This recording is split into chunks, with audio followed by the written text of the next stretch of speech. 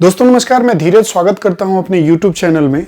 तो अभी हम बात करेंगे जो करंट सिचुएशन एक्सपोर्ट का है इंडिया के अंदर, उस पे जो अभी करंट सिचुएशन जो फ्रेट का है, कंटेनर शॉर्टेज का है, फीओ का क्या कहना है, एक्सपोर्ट प्रमोशन काउंसिल का क्या कहना है, ये सब कैसे हुआ, कंटेनर शिपिंग लाइन एसोसिएशन का इसमें क्या महत्व है, इन सब के ऊपर हम बात करेंगे। आपको सिचुएशन क्लियर करेंगे कि अभी एक्सपोर्ट का सिचुएशन क्या है इंडिया के अंदर। तो जैसा कि आपको पता है, जब से कोविड-19 का सेकेंड वेव आया है, उसके फर्स्ट वेव में भी ऐसा ही हुआ था। सेकेंड वेव में क्या हुआ कि कंटेनर के शॉर्टेज हो गए। कंटेनर के शॉर्टेज होने के बाद में क्या हुआ कि अप्रैल में गवर्नमेंट ने बताया कि कंटेनर के शॉर्टेज को कमी को दूर कर दिया गया है। लेकिन फिर से जब से सेकेंड वेव समाप्त हुआ है, फिर से कंटेनर के शॉर्टेज आ गए हैं। और कंटेनर का शॉर्टेज होने के कारण क्या होता है कि जो फ्रेट चार्जेस है, चाहे वो एयर के हो या सी के हो, सबसे ज्यादा देखिए फ्रेट चार्जेस जो है कंटेनर के शॉर्टेज से सी के ऊपर पड़ा है। एयर पे भी पड़ा है क्योंकि फ्लाइट की जो पहले फ्रीक्वेंसी थी उतनी अब नहीं है, इसके कारण फ्रेट के जो चार्जेस है फ्लाइट के ऊपर भी प्रभावित हुआ है।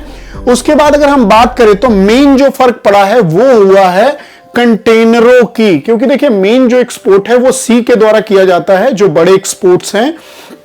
तो हम अभी इसके बारे में बात करेंगे। देखिए वित्त वर्ष 2020-21 के ये 21-22 के जो शुरुआती दौर है, जो अप्रैल से लेके ये 30 जून तक जो तिमाही एक होता है, तो जो अभी का कंटेनर क्राइसिस है वो पहले से अधिक है, क्योंकि अभी एक्सपोर्ट्स के ऑर्डर बहुत ज्यादा आ रहे हैं। तो जो एक्सपोर्ट प्रमोशन काउंसिल के अधिकारी के अनुसार देखिए क्या होता है कि ये सारा डिटेल किसके पास होता है, ये सारा डिटेल होता है ये एक्सपोर्ट प्रमोशन काउंसिल के पास। तो एक्सपोर्ट प्रमोशन काउंसिल और ये इंडिया गवर्नमेंट को वो बताते हैं कि अभी क्या सिचुएशन चल रहा है, क्योंकि सरकार की और एक्सपोर्ट प्रमोशन काउंसिल और भी इंडस्ट्री बॉडी के साथ इनकी मीटिंग होती है। उस मीटिंग में बताया गया कि सर काफी ज्यादा दिक्कतें चल रही हैं, तो इसके सुधार के लिए जो सरकार की तरफ से कदम उठाए गए, उसमें क्या हुआ कि जो ग्लोबल मार्केट में जैसे मान लीजिए कि जो शॉर्ट टर्म में जो इसका सॉल्यूशन है कि जो ये एक्सपोर्ट इंपोर्ट के जो पूरे प्रोसेस को है, जैसे कि बड़े वेसल को जल्दी स्पेस देना, उसके बाद में जल्दी क्विक कस्टम क्लियरेंस करना, ताकि काम थोड़ा जल्दी हो सके। और लॉन्ग टर्म देखा जाए तो लॉन्ग टर्म में क्या होता है कि जैसे आपने एक बहुत बड़ा न्यूज सुना होगा पहले कि कंटेनर मैन्युफैक्चरिंग, देखिए पहले अपने देश में ना के बराबर कंटेनर मैन्युफैक्चरिंग होता था, और कुछ दिन पहले ये जब क्राइसिस आई तो भारत में बहुत ज्यादा कंटेनर मैन्युफैक्चरिंग होने लग गए, क्योंकि फ्रेट के चार्जेस बहुत ज्यादा बढ़ते जा रहे थे। इसको कम करने के लिए जो लॉन्ग टर्म में जो सोल्यूशन है कि या तो आप अपने देश में कंटेनर बनाइए और अपने देश में, और भी अब तो मैं आपको बता दूं कि जो फाइनेंशियल ईयर 21-22 का है, इस फाइनेंशियल ईयर में 95 अरब डॉलर की एक्सपोर्ट हुई है, जो कि किसी भी तिमाही से, मतलब किसी भी फाइनेंशियल ईयर के तिमाही में जो ये आंकड़ा है वो सबसे बड़ा है। तो इस आंकड़े को देखते हुए जितने एक्सपोर्टर हैं, और इस एक्सपोर्ट के आंकड़े को देखते हुए, कंटेनर के क्राइसिस को देखते हुए, फ्रेट चार्जेस को देखते हुए, जो एक्सपोर्टर्स हैं वो एक्सपोर्टर कहीं ना कहीं चिंतित है कि इस अपॉर्चुनिटी को वो मिस ना कर दे।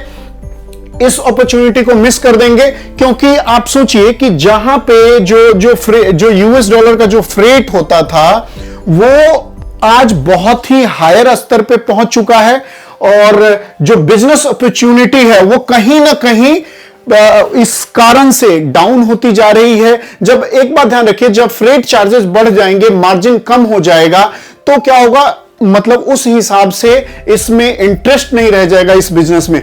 तो इसके ऊपर सरकार ही ध्यान दे सकती है और सरकार ही इस पे आगे कार्रवाई कर सकती है। Federation of Indian Export Organisation, इन्होंने बताया कि देखिए अपने देश में जो है, अपने देश में ज्यादातर क्या है, एमएसएमई है। अब एमएसएमई क्या होता है, स्मॉल मीडियम इंटरप्राइज। तो स्मॉल मीडियम इंटरप्राइज होने के कारण क्या होता है कि ये जो छोटे व्यापारी हैं, इनमें निगोशिएशन जो कैपेसिटी होती है वो बहुत कम होती है। अगर निगोशिएशन की जहां तक बात आएगा तो एक्सपोर्ट वो ज्यादातर लोग बंद कर देते हैं, वो करते नहीं हैं। तो उन्होंने बताया, जो ये Federation of Indian Export Organisation के जो हेड हैं ए शक्ति वेल, उन्होंने बताया कि हमें इस क्राइसिस से ज्यादा इफेक्ट होगा, क्योंकि जितने भी एमएसएमई एंटरप्राइज में लोग हैं वो सारे जो छोटे एक्सपोर्टर हैं उनके ऊपर ज्यादा प्रभाव पड़ेंगे और हो सकता है यह बहुत बड़ा इफेक्ट डाल सकता है। तो देखिए, इस क्राइसिस से उभरने के लिए क्या है, सबसे पहले बात कि देखिए अपने देश में क्या है कि SCI shipping corporation of India एक पब्लिक सेक्टर की शिपिंग लाइन है। इसके बाद जितने भी शिपिंग लाइन है वो ज्यादातर बाहर के विदेशी हैं। तो अभी ऐसे मामले में फियो की तरफ से यह कहा गया है कि या तो हमें एक अपने देश में बहुत बड़े शिपिंग कंपनी की आवश्यकता है, तो हमें बहुत बड़े शिपिंग कंपनी की आवश्यकता है, क्योंकि हर साल मैं आपको बता दूं कि अप्रॉक्स $65 बिलियन आपको देखा जाए तो हर साल, देखिए हर साल शिपिंग के नाम पे हम विदेशी कंपनियों को अप्रॉक्स $65 बिलियन हम लोग दे देते हैं, किसको, विदेशी शिपिंग लाइन कंपनियों के। और $65 बिलियन देने के बाद भी हमें उन विदेशी कंपनियों पे आश्रित रहना होता है, क्योंकि अपने पास इंडिया में पब्लिक सेक्टर की बस एक शिपिंग लाइन है, जबकि आप देखेंगे चाइना जैसे देशों के तो वहां पे 25 से भी ज्यादा और ना जाने कितने बड़े बड़े शिपिंग कंपनियां हैं। आपके भी जो देश में काम कर रहे हैं वो सारा ज्यादातर वहीं की कंपनियां हैं।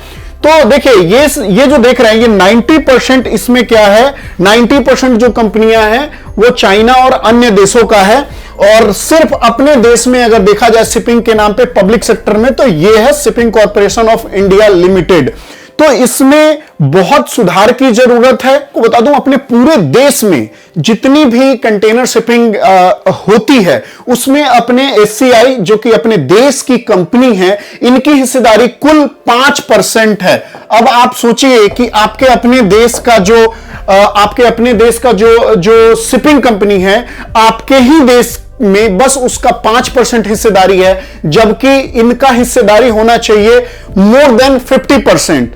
तब जाकर के ये सक्सेस होगा और तब जाके हमारे एक्सपोर्टरों को इसका एक्चुअली जो बेनिफिट है तभी उनको मिल पाएगा। अब आप सोच लीजिए कि जब हम $65 बिलियन विदेश को भेज देते हैं और अपने देश में, मतलब इतने बड़े कंट्री में सिर्फ जो शिपिंग के नाम पे एक शिपिंग कॉरपोरेशन ऑफ इंडिया है जिसकी हिस्सेदारी कुल 5% है। जी हां, ये बिल्कुल सत्य है, जिसकी हिस्सेदारी कुल 5% है।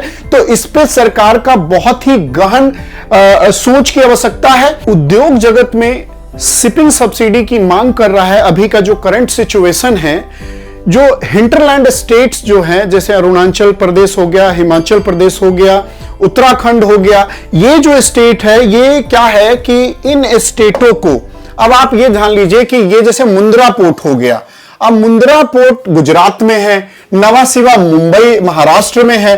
तो इन जगहों पे इन स्टेटों का माल और हिंटरलैंड स्टेट का जो माल होता है वहां से यहां तक भेजने में 5-6% का भाड़ा एक्स्ट्रा लगता है। तो जो अभी एक हिमाचल प्रदेश के जो EEPC engineering export promotion council के अधिकारी तो अरुण शुक्ला ने बताया कि कोस्टल पोर्ट, सी पोर्ट दूर होने के कारण हम जो सी पोर्ट के नजदीक कंपनियां हैं कि जो सी पोर्ट के नजदीक जो स्टेट हैं, हम उनसे ही अभी प्रतिस्पर्धा करने में लगे हुए हैं। दूसरा, माल की जो अधिक भाड़े लागत के कारण वो एक्सप्लोर नहीं कर पा रहे हैं और उसके बाद में एक्सपेंशन भी नहीं हो पा रहा है कि देखिए जिस हिसाब से भाड़ा एक्स्ट्रा होते जा रहा है, फ्रेट चार्जेस बढ़ते जा रहे हैं, उसके कारण क्या हो रहा है कि उसके कारण जो नए एक्सपोर्टर है वो मार्केट एक्सप्लोर नहीं कर पा रहे हैं, अन्य जगहों पे रेट सही से नहीं दे पा रहे हैं, जिसके कारण जो एक्सपेंशन है वो नहीं हो पा रहा है और एक्सपोर्ट में काफी दिक्कतें आ रही हैं। आज से ठीक 1.5 साल पहले अगर हम फ्रेट की बात करें तो इंडिया से यूएस के लिए जो फ्रेट होता था वो बहुत ही कम होता था, जो अभी करंट सिनेरियो में वो $6,000 तक है, $6,000 तक है। अभी $6,000 तक चल रहा है, जो कि 3 गुना एक्स्ट्रा है। जो अगर पहले 1800 से 2000 था, तो अभी का जो फ्रेट सिनेरियो है वो $6,000 है, अप्रॉक्स 3 गुना आगे बढ़ गया है। और अगर हम यूरोप की बात करें तो यूरोप की बात जो पहले $1000 से बढ़ के अब सीधा जो हो चुका है अप्रॉक्स 5500 USD हो चुका है। तो ये यूएस और यूरोप की बात है। अगर देखा जाए तो अफ्रीका जैसे कंट्रियों के पिछले 1 से 1.5 साल में अप्रॉक्स 5 से 6 गुना रेट बढ़ गए हैं। तो जैसे फ्रेट का रेट 5 से 6 गुना बढ़ गया है तो इसमें प्रॉफिट बहुत कम और कंपटीशन बहुत ज्यादा हो गया है। और उसी के बाद जब अब इसके बाद जो रेट है, रेट रिड्यूस कौन करता है, तो रेट रिड्यूस के लिए भी हम आगे चलते हैं और आगे हम देखेंगे कि रेट रिड्यूस के लिए सरकार के द्वारा क्या कदम उठाया जा रहा है। तो ये देखिए, container shipping line association, container shipping line association जो है, कंटेनर शिपिंग लाइन एसोसिएशन क्या है कि जो 25 बड़े लाइन है, शिपिंग लाइन, जो विदेशों के 25 बड़े शिपिंग लाइन है, उनकी मध्यस्थता करती है और मध्यस्थता करके ये मतलब रेट वगैरह ये लोग डिसाइड करते हैं। तो इनका कहना है कि सरकार की तरफ से एक कम्युनिकेशन इनको प्राप्त हुआ है कि रेट कम कराने को लेकर के, कि मार्केट में जो रेट है उस रेट को कम किया जाए। तो सरकार की तरफ से जब कम्युनिकेशन इनको प्राप्त हुआ तो इन लोग का कहना है कि देखिए, जो ये रेट होता है, ये जो शिपिंग का काम है, ये पूरा ग्लोबली डिपेंड करता है और रेट जो है वो ग्लोबली डिपेंड करता है कि रेट, देखिए हर जगह के रेट बढ़े हुए हैं तो रेट यहां के भी बढ़े रहेंगे। CSLA का कहना है कि जो कार्य अभी चल रहा है या फ्रेट चल रहा है वो सख्त दिशा निर्देश के अनुसार ही चल रहा है। जो एक्सपोर्टर हैं उसको प्रॉफिट देने के लिए रेट भी कम किए गए हैं, लेकिन रेट कम करने के बाद भी अभी भी इतने ज्यादा फ्रेट है कि जो नॉर्मल एक्सपोर्टर हैं वो सरवाइव नहीं कर पा रहे हैं। अब सरवाइव नहीं करने के पीछे क्या कारण है कि एक तो आप ये देख लीजिए कि जितनी भी शिपिंग लाइन है वो सारे के सारे जो बाहर के हैं, फॉरेन कंट्री के हैं, अपने देश का, जैसे कि मैं बताया कि सिर्फ एक ही शिपिंग लाइन है आपके अपने कंट्री का। तो उसके हिसाब से जो ग्लोबल मार्केट में रेट चल रहा होता है उसके हिसाब से ही आपको यहां पे ये एज पर CSLA कि ये वही रेट आपके यहां भी चल रहा है, उसी में हम कुछ डिस्काउंट दे करके करते हैं या आगे भी सरकार की तरफ से जो सब्सिडी दिया जाएगा उसके हिसाब से आगे कार्य होता है इसमें। तो ये कंटेनर के क्राइसिस जब शुरू हुए तो कैसे हुआ, देखिए मेन जो आप देख रहे हैं कि यह एक वेसल है और इस वेसल पे आप जो देख रहे हैं कि सारे एक साइज के कंटेनर है। देखिए जो इंटरनेशनली टर्म में यूज होते हैं सारे 20 और 40 फीट के कंटेनर्स होते हैं। तो जब फर्स्ट कोविड का वेव आया था उस टाइम क्या हुआ कि बहुत से कंट्रियों से इंपोर्ट और एक्सपोर्ट में जब जो 2020 का जो लास्ट था और उससे जो लास्ट कह लीजिए या सेकेंड क्वार्टर या थर्ड क्वार्टर में ही उस टाइम से ही थोड़ा थोड़ा दिक्कत होने लग गया। एक्सपोर्ट और इंपोर्ट में काफी उतार चढ़ाव देखने को मिला, जिसके कारण क्या हुआ कि कंटेनर का कहीं स्टॉक हो गया और पूरी तरह से, देखिए जब एक्सपोर्ट भी पूरे ढंग से होगा, इंपोर्ट भी पूरे ढंग से होगा, तब जाकर के ये कंटेनर का तालमेल बना रहेगा। लेकिन जो कोविड के बाद से सिचुएशन हुई, कहीं एक्सपोर्ट और इंपोर्ट में, कभी इंपोर्ट ज्यादा हो रहा है, एक्सपोर्ट बिल्कुल कम हो गया, कहीं एक्सपोर्ट ज्यादा की डिमांड आ गई और वो इंपोर्ट बिल्कुल कम हो गया। जैसे कि अब आप देख लीजिए कि इस जहाज पे जाने के लिए सारे स्टैंडर्ड साइज है, 20 फीट है और 40 फीट है। इस पे 10 फीट का आप नहीं डाल सकते, 45 फीट का नहीं डाल सकते। उसको डालने के लिए स्पेशल परमिशन और स्पेशल अरेंजमेंट होते हैं, उसका बहुत ज्यादा भाड़ा कॉस्ट आता है। तो इसमें हम अलग कंटेनर नहीं डाल सकते, एक साइज के कंटेनर ही डाल सकते हैं। तो उसके कारण क्या है कि शिपिंग, कंटेनर शिपिंग भी इतनी नहीं है मार्केट में जो कि पूरी तरह से इस पे किया जा सके। और पूरी तरह से अगर असंतुलित हो गया मार्केट कि कहीं एक जगह जाके एक्सपोर्ट जाके रुक गया और वो इंपोर्ट नहीं आया तो क्या होगा। तो जब तक अपने देश में मैन्युफैक्चरिंग कंटेनर नहीं होंगे बड़े पैमाने पे, आपको मैं बता दूं कि कुछ दिन पहले ही आपने न्यूज देखा होगा कि कंटेनर मैन्युफैक्चरिंग अपने कंट्री में होना शुरू हुआ है। उससे पहले ना के बराबर होता था, उससे पहले लोगों को इतना पता भी नहीं होता था। तो अभी जो इसका संतुलन है वो कैसे बनेगा, आपको पता है कि इंपोर्ट में भी सेम सिचुएशन है। इंपोर्ट में चाइना से जो हम लेके आते थे 600 और 700 में कंटेनर, आज वो अप्रॉक्स 4800 USD पार हो चुका है। अब सोचिए 4800 USD और प्लस 3200 अगर हम बात करें तो 20 फीट कंटेनर का, तो इतना रेट बढ़ने के बाद ये असंतुलित होना मार्केट का स्वाभाविक है। और ये कब तक बना रहेगा इसका कोई ठीक नहीं है, ये कब तक बना रहेगा। और हो सकता है इस पे अगर सरकार के द्वारा कुछ अनाउंस किया जाता है सब्सिडी का, तो उसके बारे में भी हम आपको बताएंगे। और जो देखिए जो व्यापार को प्रभावित किया है ये सिर्फ फ्रेट चार्जेस ही नहीं है, फ्रेट चार्जेस के साथ साथ जो बीच में हुआ था, जो एकदम से लॉकडाउन खुला, तो देखिए अर्थव्यवस्था को प्रभावित करने वाले हर सेक्टर को खोल दिया गया। तो जैसे हर सेक्टर खुला तो लोगों के पास एक्सपोर्ट के जो थे ऑर्डर बहुत ज्यादा आने लग गए, और जब एक्सपोर्ट के ऑर्डर आने लग गए तो लोग एकदम से एक्सपोर्ट करना चालू किए।